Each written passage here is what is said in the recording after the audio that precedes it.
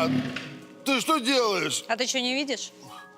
У тебя что, новое хобби? Нет, я просто решила вернуться к своему старому увлечению. Молодец. Как раз тот самый момент, когда я решил немножко отдохнуть.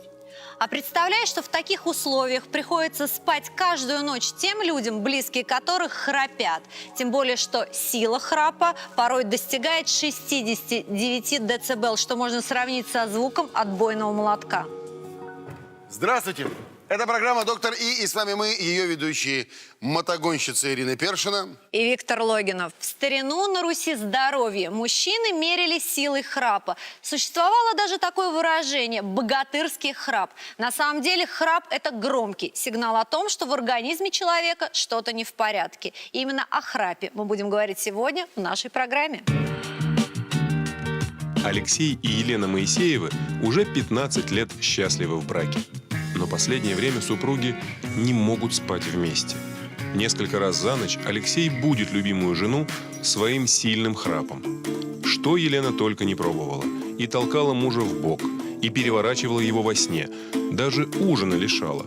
Но все тщетно. Спасением для Лены мог бы стать переезд в соседнюю комнату. Но даже это не помогает ей выспаться.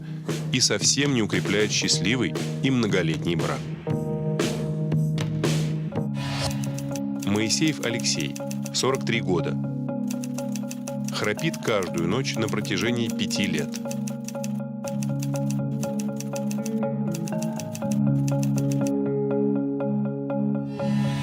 Семья Моисеевых сегодня у нас в гостях. Добрый день, Лена. Добрый день, Алексей. Здравствуйте. А также я хочу представить эксперта. Это врач-кардиолог, кандидат медицинских наук Анна Владимировна Аксенова. Здравствуйте. Здравствуйте. Здравствуйте. Лена, скажите, что не так? Почему даже переезд в другую комнату не помог вашему семейному счастью? Ну, все дело в том, что сплю я чутко, а он храпит громко. И я его поворачиваю на бок, и 5 минут он там вроде как удобно, а потом раз обратно все, и по новой, с новой То силой. есть повороты Алексея как-то помогают, да? И То есть в на одном положении он короткий срок храпит? он потом все равно Нет, переворачивается. но есть такие положения, в которых, если помогает. его, например, зафиксировать, он бы не храпел. Да. Алексей, а вам самому мешает ваш храп? Абсолютно нет. Конечно. То есть вы спокойно конечно. засыпаете, не просыпаетесь от того, что там всхрапываете или какие-то у вас неудобства в течение сна? Ну, знаете, это ощущаются? бывает, да, бывает очень редко, когда как бы захлебываешься, вот, как бы захлебываешься каким-то... Все-таки бывает такие моменты, когда да. вы просыпаетесь, как будто бы вы сами себе мешаете спать. Да, в основном я вижу недовольное лицо жены, когда просыпаюсь. И поэтому стараетесь не просыпаться лишний раз.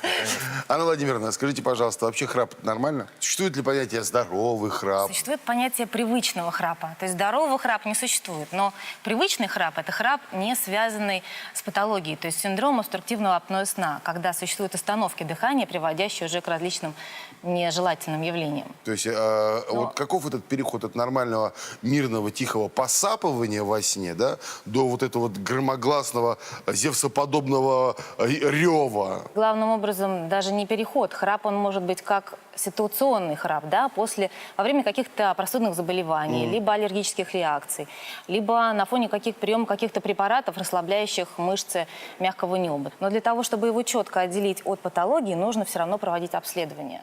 А давайте попробуем разобраться в том, что же такое храп. Интенсивный храп возникает в стадии глубокого медленного сна и ослабляется в его поверхностной стадии.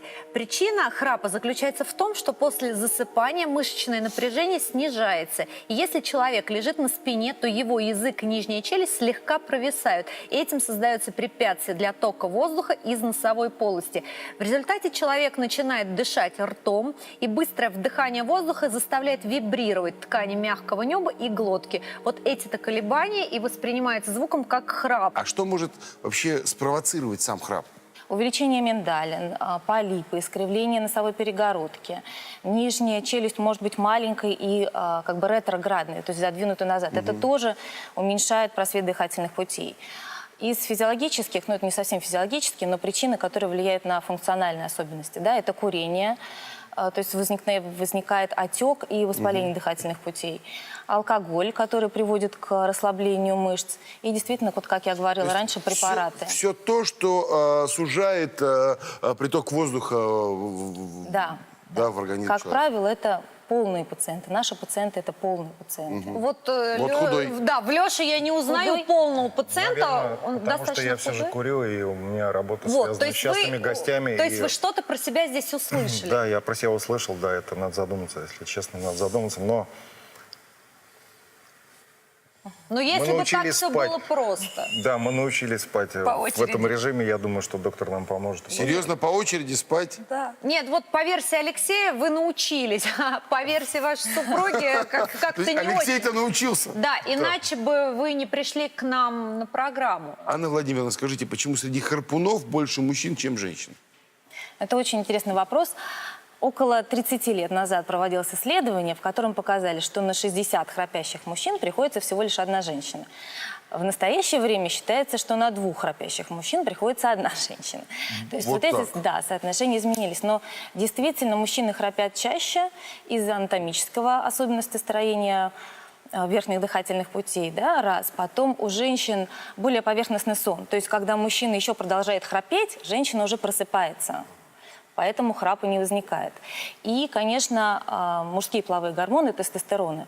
Да, тестостерон, он приводит к расслаблению, вот к большей как бы, склонности к вибрации дыхательных путей. Соответственно, у женщин женщины и мужчины до менопаузы имеют вот такую разницу по частоте встречаемости.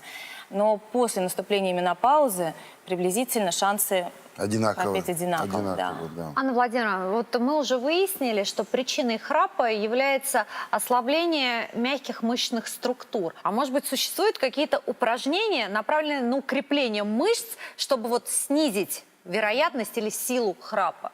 Существуют упражнения, но они действительно показаны тем пациентам, у которых есть привычный храп. То есть храп без остановок дыхания. Либо, возможно, с легкой степенью, то есть когда этих остановок дыхания немного. Но самое простое упражнение утром и вечером нужно будет повторять, то есть 2-3 раза, да, по 30 раз. Вытянуть язык вниз и вперед. С силой, да. И 2 секунды нужно держать. Раз, Перед два. сном нужно делать? Это утром и вечером. Просто как гимнастика. Да, можно произносить звук «и». Не обязательно тоже утром и вечером, но 2-3 раза за сутки, по 30 раз, напрягая мышцы шеи, губ, Вот так? глотки. Вот так, приблизительно так. И тоже одно из простых упражнений. Вот карандашики, любезно предоставленные, нужно зажимать между зубами. Алексей, Кто ну попробует. попробуйте. Так, Виктор, между зубами зажимаете, да, чтобы либо это палочка, либо карандаш, чтобы кончики как бы выходили, да, за пределы. Тоже по несколько секунд вы должны с силой максимально удерживать этот карандаш между зубов. Я чувствую, что происходит напряжение вот этого отдела у меня, да, и при звуке «и», при вытягивании языка, и при сжимании карандаша. То есть мы таким образом тренируем и содержим Правильно. в тонусе и языковые мышцы, все вот эти мышцы, да? Да, Правильно? абсолютно верно. Осталось это делать регулярно, потому что только регулярные тренировки могут укрепить мышцы. А может ли храп, хронический храп, патологический, привести к каким-то серьезным заболеваниям? Храп как симптом все равно ассоциирован по данным ряда исследований с развитием атеросклероза, то есть развитием появлением бляшек, отложения холестерина в сосудах избыточного по сравнению с теми людьми, у которых храпа нет. Плюс вот эти вибрации, они все равно травмируют дыхательные пути. Но глобально важным является именно отсутствие или наличие синдрома обструктивного апноэ сна. Тяжелая степень синдрома обструктивного апноэ сна увеличивает риски инфарктов, инсультов и внезапной смерти во сне до 4 раз. Когда человеку нужно уже прям испугаться и пойти к врачу за помощью? Испугаться человеку нужно, когда действительно эти остановки есть, да, то есть либо родственники говорят, что человек не дышит какое-то время, часто действительно они очень сильно пугаются, начинают будить, да, своих партнеров. Он может Дружище, просыпаться. Ты спишь и не дышишь. Да, открывать глаза, либо это микропробуждения, которые видны во время обследования, но человек этого не помнит. Поэтому если есть даже такие уже симптомы, то это действительно повод задуматься о том, что необходимо идти к врачу. Елена, скажите, а вы замечали, что Алексей не дышит во сне? Ну, бывает у него такое, задержка дыхания. Я вот толкаюсь А сразу хватает на ли вот такой диагностики родственников, чтобы подставить вот такой точный диагноз пациенту апноэ? Слов родственников хватает только на то, чтобы обязательно собраться и Насторожиться. пойти к врачу, да. И врач должен провести ряд обследований. Вы знаете, мы Алексея уже обследовали в специализированной клинике. Да, и давайте посмотрим, как проходит такое обследование. Доктор, а вы прокомментируйте, пожалуйста. Так, ну вот наша лаборатория сна. На пациента сейчас накладывают все необходимые датчики. То есть это два пояса, регистрирующие брюшное и грудное дыхание, датчики ЭКГ. Одевается канюля специально для того, чтобы регистрировать поток воздуха через нос, датчик храпа. Так, сейчас одеваем пульсоксиметр, приборчик, который показывает уровень кислорода и его снижение во время исследования. И оставляем пациента на ночь. Вот со всеми датчиками необходимыми пациент спит, все параллельно снимается на камеры, то есть это запись онлайн. Проходит ночь, и на следующее утро все данные расшифровываются. На нескольких каналах мы регистрируем те или иные события. Вот розовым отмечены эпизоды остановки дыхания как раз у пациента и снижение уровня кислорода. Что с Алексеем-то? У Алексея есть синдром обструктивного апноэ сна легкой степени, позиционно зависимый. Анна Владимировна, спасибо вам большое за интересный Спасибо рассказ. Елена, спасибо вам. Вы свою миссию выполнили. Вы довели своего любимого супруга до врачей. Алексей, а с вами мы не прощаемся, потому что далее как раз мы и поговорим о том, что же такое синдром обструктивного апноэ сна, ну и, собственно, как с этим бороться. Друзья, хочу рассказать вам о тайном оружии, которое защищает наши суставы. Используя его 2 раза в день, вы добавляете своим суставам силу. И не просто силу, а лошадиную силу. Этот гель можно купить в любой аптеке, он просто обязан быть в каждом доме. Лошадиная сила. Наш сегодняшний герой Алексей страдает от остановки дыхания во сне. Для того, чтобы разобраться в этой проблеме, мы в студию пригласили эксперта. Это научный сотрудник отделения гипертонии, кандидат медицинских наук Павел Васильевич Голицын. Здравствуйте. Добрый день, Добрый Павел день. Васильевич. Вот сегодня я услышал такой интересный диагноз – синдром обструктивного апноэ сна. Вот можно поконкретнее узнать, что же это такое?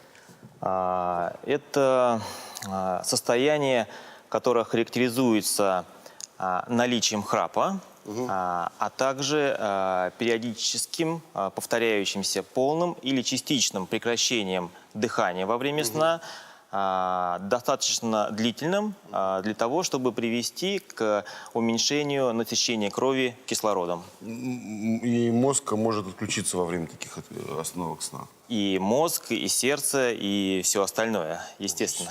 Ужас. Доктор, у нас есть 2 звуковых файла. Давайте их сейчас послушаем для того, чтобы родственники тех, которые храпят, возможно, услышали похожие звуки, и их это насторожило. Забили Вот, в колокола. Да, давайте.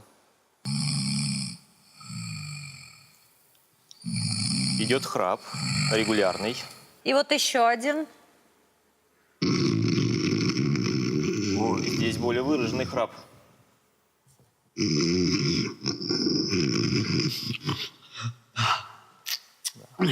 А вот это вот говорит о том, что у человека, скорее всего, присутствует нарушение дыхания во время сна, так называемое действительно апноэ, и сопровождается такими всхлипываниями, как мы только что слышали. А вот скажите, на какое максимальное время бывает, что люди задерживают во сне дыхание?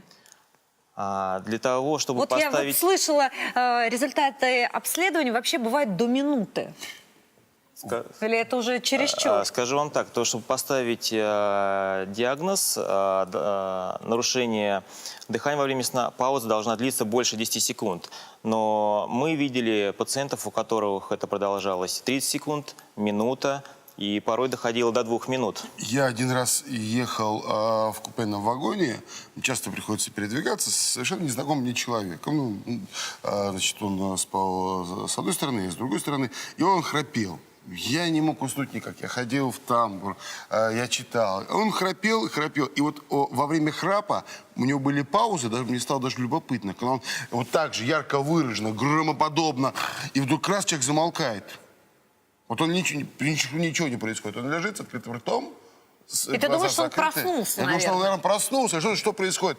И я считал вот до 30 секунд, до 40 секунд. И сейчас я понимаю, что в этот момент человек просто не дышал. Совершенно Да. верно. Потом вот это... И опять А дальше ты продолжалось. представляешь, сколько кислорода недополучает мозг человека вот в этот момент? Потому что дышать регулярно – это нормальное физиологическое состояние. Ну, в общем, головной мозг, безусловно, страдает. Да. Давайте вернемся вот к Алексею нашему. Хочу еще раз напомнить, что он прошел специальное обследование, которое называется полисомнография, да, где ему как раз был поставлен этот диагноз. Что, собственно, делать теперь Алексею? Как его лечить? Какие методы существуют? Существует несколько методов лечения. Во-первых, это общепрофилактические мероприятия, терапевтические, а также есть оперативные методы вмешательства. Золотым стандартным методом лечения является использование СИПАП-терапии. Аппарат представляет из себя компрессор, который через такую гофрированную трубу подает воздух, обычный воздух, комнатный воздух, который проходит через фильтры. Для удобства пациента он проходит через увлажнитель, чтобы воздух был более влажный. На конце находится вот такая вот маска. То есть это на нос одевается, да? Физиологично дыхание происходит носом. Хотя люди, которые к нам поступают на обследование, они говорят, что мы носом не дышим. Вот пошел Вот воздух. пошло, да, сейчас Вот хорошо. пошел воздух. Воздух как бы расправляет дыхательные пути, не давая им смыкаться. Поэтому и использовать постоянно, желательно минимум 5 дней в неделю и на постоянной основе. То есть 5 дней в неделю на постоянной основе всю жизнь? Да, совершенно верно. И в этом спать? Совершенно верно. Но мы говорим про семейное счастье. В общем-то, во время совместного возлежания происходят разные взаимоотношения между мужем и женой. И вы В предлагаете... этом только спать. Но ты присматриваешься, Совершенно кстати, верно. вот. Все, пока, спокойной ночи, дорогая. Раз. Я думаю, наверное, уже можно Алексея от этого замечательного девайса лишить и снять с него. Алексей. Действительно чудесный аппарат.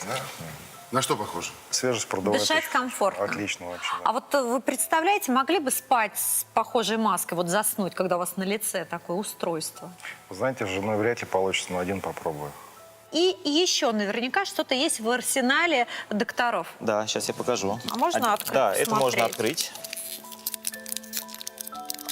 Вот, это Ой, одна... поставьте, пожалуйста. Это чтобы нос дышал лучше. Да, совершенно верно. Носорасширитель. Да, да, ну вот так вот вставляется. Носорасширитель. Да. Увеличивая просвет дыхательных путей, уменьшается наличие храпа. Ее практически не видно. Не опасно ли, что вот раз ночью? Я понимаю, что Нет, она она здесь крепится, соединяется перемычкой, и никуда она не денется. она, И кажется, также, никуда не она денется. легко вытаскивается. Я не могу не спросить, вот назальный пластырь, это что А это такое? что такое? Это то же самое, сделано для того, чтобы расширить просвет, только не вставляется внутрь, а приклеивается Ой, снаружи. покажите, как. Как? Это в обычной аптеке можно купить. Да, да, Ну, совершенно во верно. всяком случае, можно попробовать, точно не навредит. Это вот так вот, клеится здесь. Ну а чем отличается тогда от обычного пластыря? С виду такой же. Он расширяет. Здесь находится пружинка, которая тянет. Она вот это место, если пластырь просто у нас склеивает, да, то это прям вот это место расширяется. Совершенно да? верно. Совершенно верно. Скажите, Павел, вот если с такими замечательными штуками спать, интенсивность храпа уменьшится? Да, уменьшается. Алексей, ну видите, сколько интересного мы вам показали. Можете попробовать и вот такие вот маленькие штучки, которые вполне Вы возможно чувствуете, что тоже носом стало помогут. дышать легче? Дышать намного легче стало, на самом деле. А вот в этом контейнере еще одно средство от храпа находится у вас? Да, совершенно верно. Вы подметили, это еще одно устройство от храпа, так называемая капа. Капа от храпа? Совершенно верно. Капа Да. как у боксеров? Ну, практически. Вот как раз об этом мы хотели поговорить совсем скоро. А пока хотелось бы поблагодарить вас, доктор, за ваш интересный большое. рассказ. Пожалуйста. Алексей, ну, я надеюсь, что теперь с этими приспособлениями вашему семейному счастью ничего не угрожает. Я думаю, да. Всего Спасибо вам большое. хорошего. Спасибо. Спасибо вам большое. Удачи. А далее мы поговорим про капу от храпа. Ир, пожалуйста, еще раз. Ты говоришь о том, что от храпа может спасти какая-то волшебная капа? Да, и как это ни странно, такие капы делают врачи-стоматологи. И как раз у нас в студии сегодня врач-стоматолог Дарья Владимировна Шершнева. Здравствуйте. Добрый день. Что это за чудо-изобретение? Как мы уже знаем, при проблеме храпа мягкие ткани обтурируют дыхательные пути. То есть закрывают. Закрывают, Да. И человек, собственно, испытывает вот это затруднение, воздух не проходит через дыхательные пути. И что мы, стоматологи, можем сделать? Мы можем выдвинуть нижнюю челюсть вперед и таким, да, действительно... Фактически, вот видишь, это те же фактически упражнения, которые показывали нам в начале программы. Освобождаем пространство для притока кислорода, да? Да, и таким образом воздух свободно попадает в легкие. И пациент не только избавляется от храпа, но и от смертельно опасной остановки дыхания во сне. Дарья Владимировна, каким образом врачи-стоматологи изготавливают подобные капы? Пациент приходит к доктору, соответственно, снимаются оттиски. По оттискам изготавливаются гипсовые модели челюстей. Далее эти модели устанавливаются в прибор. Собственно, вот мы его видим. Это вот этот артикулятор. прибор, да, и в нем уже происходит моделирование и изготовление капы. При этом нам необходимо рассчитать объем выдвижения нижней челюсти вперед. Он должен составлять 60% от максимально возможного. То есть, если 50%, еще больше вперед. тогда она будет эффективно работать. Вот именно для этого и существует подобный прибор, потому что как раз благодаря ему можно четко выдвинуть вот именно на эти 60%. Да, совершенно верно. При этом мы видим, что это как бы две капы, да, которые соединены между собой эластичными Это уже тягами. готовое, да? Да, это готовое. Да, конечно. Если я буду использовать это чудо-изобретение, храп прекратится? Да, храп прекратится. Ир, открою тебе небольшой секрет. Мне очень нужно это приспособление, потому что иногда моей жене приходится спать в детской. Ну, ты знаешь, для того, чтобы изготовить именно такую капу, тебе все-таки придется посетить кабинет стоматолога. Но немного другую капу я тебе могу сделать прямо сейчас у нас в студии. Ура! А пока мне хотелось бы сказать вам спасибо, Спасибо доктор, огромное. за вашу работу, за интересный рассказ. Спасибо. Ведь ну пойдем тогда вот кресло мы тут приготовим. Прямо сейчас, здесь, в реальном времени, ты хочешь сказать, что ты мне Присаживайся. сделаешь такой подарок? Да. Ура! Ну, Моя скорее, не семейная тебе, жизнь спасена. а твоей жене я сейчас сделаю подарок. Для этого потребуется стандартная заготовка, да, которую можно приобрести в специализированном спортивном магазине, потому что это заготовка для спортивной капы, индивидуальный тоже, что немаловажно. Это термопластичный материал, который я сейчас покажу, как специальным образом обжимается во рту. Итак, вот эта вот стандартная заготовка. Ее нужно опустить в горячую воду. Так как капа термопластичная, она должна разогреться и стать мягкой. Сейчас я сливаю лишнюю воду, помещаю тебе ее в рот. Ты ее прикусываешь, как бы выдвигая нижнюю челюсть вперед. Вот так вот максимально. И я тебе ее индивидуально обжимаю. Расслабь губы. И она обжимается по контуру зубов. Вот так вот нужно просидеть буквально минуту. При выдвижении нижней челюсти обеспечивается натяжение вот этих вот мягких мышечных структур. Вот. Дышишь ты нормально. Все. Теперь открывай рот. Капа вытаскивается. Готово? Еще не совсем. Ее нужно опустить, опять же, буквально на минутку уже в холодную воду, для того, чтобы этот термопластичный материал запомнил то положение, в котором, собственно, ты ее накусил. Теперь главное в этой капе горячий чай не пить, мне кажется. Все. Потом эта капа оснащена такой специальной заглушкой. Это что такое? Это для того, чтобы, когда ты ее ночью надевал, ее нужно удалять, чтобы ты мог через вот эту щель спокойно дышать. да? Здесь уже явно видны отпечатки твоих зубов, то есть она четко встанет по контуру того положения, как ты ее припасовывал. Вот. И в этой капе ты будешь спать ночью. Дышать ты можешь совершенно спокойно. Ты ее ни в коем случае не проглотишь, потому что она достаточно большая, и подавиться ей невозможно. Проглотить действительно будет сложно, но вот я прям чувствую, что челюсть хочет уйти назад в свое обычное положение, но из-за того, что я Остается. Да, ну, естественно, давай сюда ее. Естественно, эта капа менее изящная, чем приготовленная стоматологом в специальных лабораторных условиях, но тем не менее, как вариант выбора ее можно использовать. Главное, что ее может изготовить практически каждый, потому что вот эта заготовка продается в обычных То спортивных есть, по крайней магазинах. мере, можно попробовать, подходит ли такой способ профилактики храпа вам или не подходит. Ведь это тебе. Ура! Извините. Какой бы способ лечения храпа вы не выбрали, пусть ночь ваших близких и ваша ночь будет спокойной. С вами была программа «Доктор И». Смотрите нас по будням на канале ТВ-центр и не болейте. Увидимся! Уличные животные могут быть источником инфекции. Заразиться сальмонеллезом достаточно легко, к сожалению. Если вы видите, собака сразу нашла общий язык, то мы можем сделать и вот так.